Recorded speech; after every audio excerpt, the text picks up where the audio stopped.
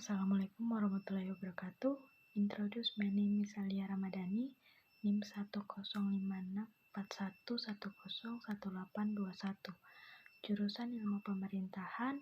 So, I will briefly explain what leadership is and what if I were a leader. What style or theory would I ask?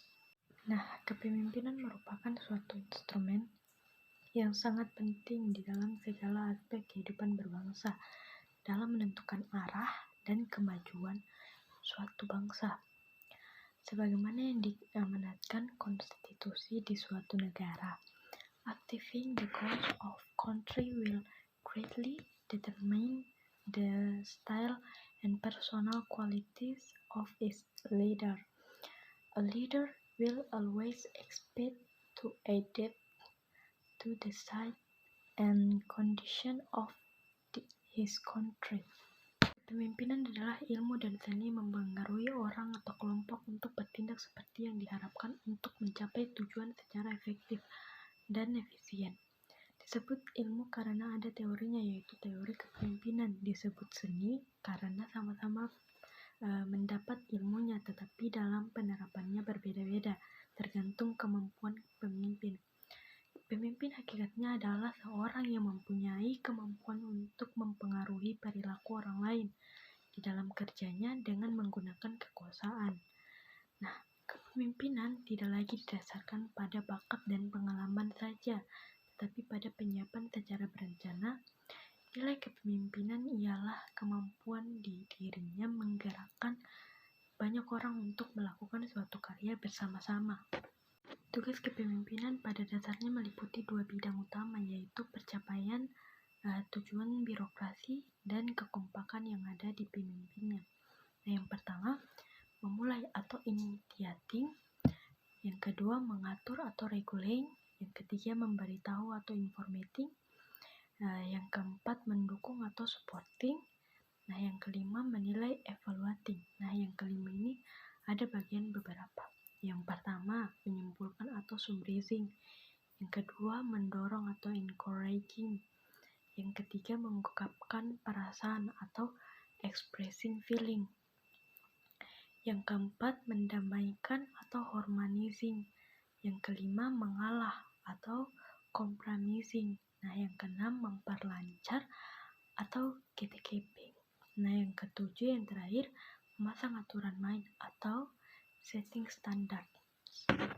The function of leadership is an effort to direct group members to have high spirit and work better. In addition, the leadership function is also related to managing relationships between individuals or groups within an organization. This must be done to achieve organizational goals that are moving toward the right target. Adapun beberapa fungsi lain dari kepemimpinan, diantaranya sebagai berikut. Yang pertama, menyusun strategi yang tepat atau develop the right strategy. Yang kedua, merancang taktik atau desain taktik.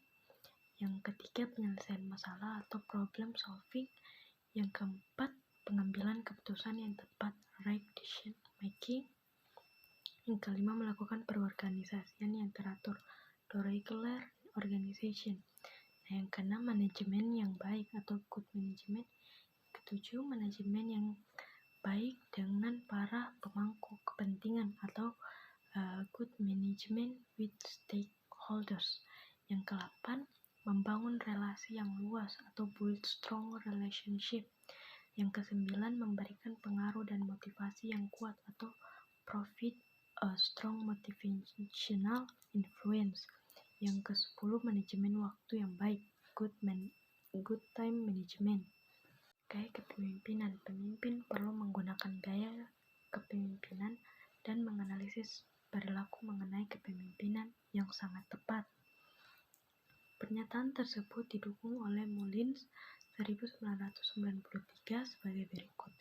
Leadership style is the way in which the function of leadership are carried out the way in which the manager typically behaves towards member of the group. Nah, yang pertama ada gaya autokratis, adalah lakukan apa yang saya katakan. Yang kedua, gaya demokratis, lebih cenderung bertanya bagaimana menurut Anda. Yang ketiga, gaya afiliasi, pendekatan pemimpin yang dekat dengan pribadi dengan seseorang pemimpin. Yang keempat, gaya laissez-faire, adalah gaya yang dapat berhasil jika Anda memimpin karyawan yang sangat terampil dan berpengalaman.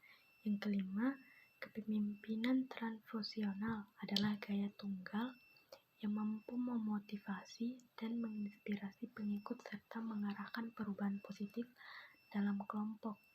Nah, yang keenam, kepemimpinan transisional, atau yang memandang hubungan pemimpin atau pengikut sebagai transaksi. Yang ketujuh, kepemimpinan situasional. Ini memiliki 4 bagian. Yang pertama, memberitahu orang apa yang harus dilakukan. Yang kedua, meyakinkan pengikut-pengikut untuk membeli ide dan pesan mereka. Yang ketiga, mengizinkan anggota kelompok untuk mengambil peran lebih aktif dalam proses pengambilan keputusan.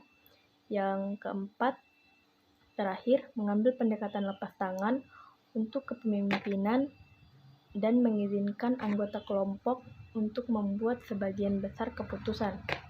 Nah, yang ke-8, kepemimpinan strategis.